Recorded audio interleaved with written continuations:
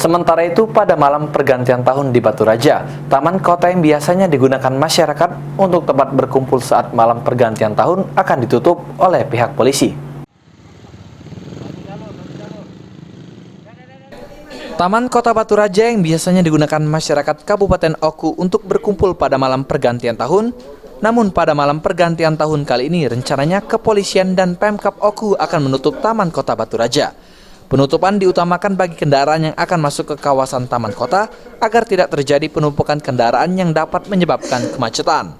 Kepolisian bersama Pemkab Oku akan menggelar apel pergeseran pasukan pengamanan malam tahun baru pada Sabtu petang.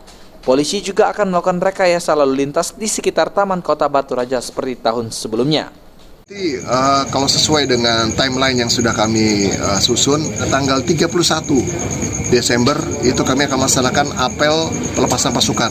Di situ kita akan pusatkan di Taman Kota, dan kemudian nanti kami dari unsur Forkopim dan kemudian unsur yang lainnya, kita akan melaksanakan kegiatan show of force. Kita akan melaksanakan patroli menyambut malam tahun baru.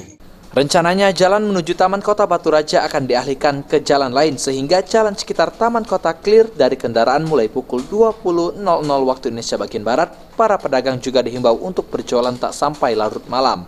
Ari Pranika, PAL TV.